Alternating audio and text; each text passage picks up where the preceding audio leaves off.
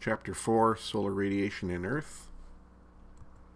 Section 4.4, Daily and Annual Cycles of Insolation.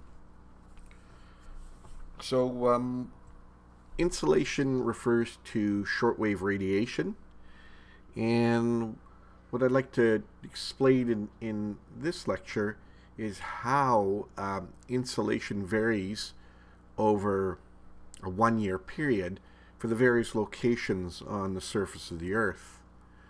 Now, in the previous section, we learned that the Earth's tilt is responsible for changes in the duration, day length, and intensity of this solar radiation or insolation, with intensity being controlled by the angle of the sun relative to the horizon. If the sun is directly overhead, it's most intense. If the sun is just slightly above the horizon, it's not very intense. And we've all experienced that fact. So we're going to take a look at how the annual change in the position of the Earth's axis is responsible for variations in insolation. We can define intensity as a function of something called angle of incidence. And as I said before, if the sun is positioned 90 degrees from the horizon, which is directly overhead, although, you know, the horizon truly is 180 degrees, but directly overhead would be 90, then the sun is most intense. It's approaching the Earth's surface at a right angle. If the sun is at 45 degrees above the horizon, the insolation is less intense because the Earth, this beam of sunlight is striking the Earth's surface at an angle. And what happens when the sun comes in at an angle is that it is spread out over a larger surface area, and that's what's causing the reduction in intensity. So this next diagram illustrates that. If we had a beam of sunlight that was 1 meter wide and came in as a square at 90 degrees, we would see that it would cover a 1 meter by 1 meter surface. However, if the sunlight is coming at an angle, and it's still, you know, a 1 meter by 1 meter beam, if it hits the Earth at a 45 degree angle, it's covering 40% more surface area. And this is going to cause a reduction in the intensity of the light because it's being spread out over a much larger area. One way we can model the effect of angle of incidence is to use a simple equation. And we get to use the sine function on our calculators. We can suggest that intensity is equal to the sine A, where A is the angle of incidence that the sunlight is coming in on. And all calculators, or most calculators, have a sine function. So here I've got 5 examples. The sine of 90 or directly overhead would be 1.0, or we can say 100% intense. If you lower that angle to 50 degrees and take the sine of 50, the intensity is now 0.77 or 77% of what it would be if it was directly overhead. At an angle of 30 degrees, if we take the sine of 30, the intensity is cut in half from directly overhead. A sine of 10, we're now at 17% intensity, and a sine of 0, there'd be no sunlight. It would be 0%. The tilt of the Earth's axis also causes seasonal variations in day length, and this occurs at all locations outside the equator. Of course, we know at the equator, day length is always 12 hours, and night is 12 hours too. So let's take a look at a figure that describes the change in length of day for 5 locations in the Northern Hemisphere. These locations are found at the equator, 30 degrees, 50 degrees, 60 degrees, and 70 degrees north. And we're going to model the change in day length over a 1-year period. Now this illustration will show us that days become longer than nights in the Northern Hemisphere from the March equinox to the September equinox. And the difference for the middle of this period, June solstice, increases with latitude. So as we move away from the equator, the difference between day and night becomes greater. Between September and March equinox, days are shorter than nights in the Northern Hemisphere. And the opposite is true in the Southern Hemisphere. In this figure, we'll show the seasonal variation in day length increases with increasing latitude. So here's our graph. So the equator, no change in the length of day and the length of the night, 12 hours of day throughout that 1-year period. At 30 degrees, we can see that day length reaches its maximum during the June solstice, and the day length is about 14 hours. For 50 degrees of latitude on the June solstice, day length is as long as just over 16 hours. For 60 degrees, we're approaching a little bit more than 18 hours. And of course, for 70 degrees, there would be a time before the June solstice and after the June solstice when we get 24-hour day and no night. Now let's examine the December solstice. So for the December solstice, you can see that for 30 degrees north, during the December solstice, day length is about 10 hours. For 50 degrees north, it's about 8 hours. For 60 degrees north, just over 6 hours, or just under 6 hours. And then finally, for 70 degrees north, during the December solstice, it's in total darkness, and that darkness began near the end of November and won't end till the middle of January. The next 3 figures will describe potential insolation available for 3 locations: a location at the equator, a location at 50 degrees north, and a location at 90 degrees north. These 3 graphs will combine the effects of angle of incidence and day length duration. So here we have the first graph for the equator. So we can see that insolation over a 1-year period ranges from roughly a little less than 400 watts per meter squared to about looks like about 440 watts per meter squared. There's 2 peaks, one that occurs during the March equinox and one that occurs at the September equinox. And that's what we would expect. That's when we have maximum sun angle of 90 degrees. Remember, at the equator, day length is always 12 hours, and there's always 12 hours of night every day. So the dips in insolation must be related to times when the sun angle is at its minimum. And for the equator, during the 2 solstices, the sun reaches a maximum altitude of 66.5 degrees. So 90 minus the latitude, which is 0, minus the effect of the tilt, which is 23.5 degrees. So minimum insolation received is a function of these lower sun angles. For 50 degrees north, the annual variation in insolation is quite extreme. The minimum occurs around the December solstice. The maximum occurs during the June solstice.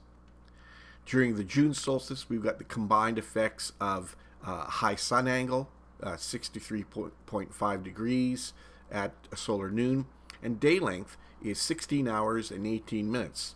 That combination causes this location to receive potentially almost 500 watts per meter squared of radiation. Then if we look at the June solstice and move towards the December solstice, we can see that the amount of insolation starts declining, and it's declining because sun angles, maximum sun angles are getting lower, and day length is shortening.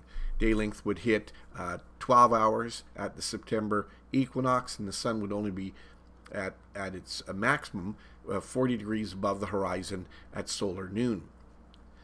At the December solstice, we reach the minimum amount of insolation available, just under 100 watts, so 1/5 of what we get in the summer. Maximum sun angle is 16.5 degrees, and the day length is only 7 hours and 42 minutes. Here is the graph for 90 degrees north. Notice for 6 months, from the September equinox to the March equinox, no insolation is received, and that's because the sun is below the horizon. The sun starts moving above the horizon starting in March, and reaches its maximum altitude above the horizon during the June solstice, and that would be 23.5 degrees. During that whole period from the March equinox to the September equinox, we have 24 hours of day. So the only thing that's really influencing the amount of insolation, or causing it to increase and decrease, is just the height of the sun. Now here's one more graph that describes variations in insolation. And this one superimposes 4 locations: 0 degrees, 30 degrees, 60 degrees, and 90 degrees. And what we can see is the amplitude of the curve, the insolation curve, increases as we move from the equator to the North Pole. And the same thing would occur for the southern hemisphere. It's just that this would all be shifted over to where the peaks are at the December solstice. Now this is an interesting graph because it's a little bit more complex than many of the graphs that we've seen in this course so far. On the y-axis, we have latitude, and we go from 90 degrees south at the bottom to 90 degrees north at the top, with the equator being in the middle. Along the top, we have a time over 1 year from January to December. This graph is a lot like what you see on a topographic map with contour lines. Instead, the contour lines here represent amounts of potential insolation available. So in our first example, let's look at the equator. So I've drawn in a purple dotted, or I guess it's pink dotted line to highlight what we want to focus in on here. The timing of maximum insolation should be the equinoxes, and it looks like the value for the equinoxes is about in between 450 and 400, and then it dips for the December and June solstice. So for the June solstice, we go just under 400. It looks like to about 380. And for the December solstice, it's a little bit above 400. Now, the reason why they're not equal is because there's a third factor that we haven't taken into account. It's not just day length and angle of the sun, but it's also related to position of the Earth in the orbit and its in the distance of the Earth from the sun. So the June solstice, it has less radiation available despite having a similar sun height and day length than the December solstice, because the Earth is further away from the sun in June, closer to the sun in December. Let's now focus on 50 degrees north. So for 50 degrees north, we'll read this graph from left to right. So we'll begin in early January. So in early January, we have short days, probably about around 8 hours, and sun angle is probably just a little bit above 16.5, because we just came out of the December solstice. The graph indicates that the amount of radiation available at the beginning of January is around 100 watts per meter squared. If we continue moving from left to right, we hit the March equinox. During the March equinox, the sun is now at maximum height at solar noon of 40 degrees. Day length is now 12 hours, and the amount of available insolation is increased from the previous value of 100. Now it's around 275. The sun angle continues to get higher as we move from the March equinox to the June solstice, and at the same time, day length is also getting greater. During the June solstice, we'll reach maximum sun angle at solar noon of 63.5 degrees, and a day length greater than 16 hours and around 20 minutes. The amount of insolation available during the June solstice peak, it looks like about 475. After the June solstice, things start going downhill, and the height of the sun starts decreasing, so each day it gets slightly lower at solar noon, and day length is shrinking until we hit the September equinox. At the September equinox, we have a 12-hour day, and sun angle is now not 63.5 degrees, but 50 degrees. The amount of insolation available during the September equinox looks about 275.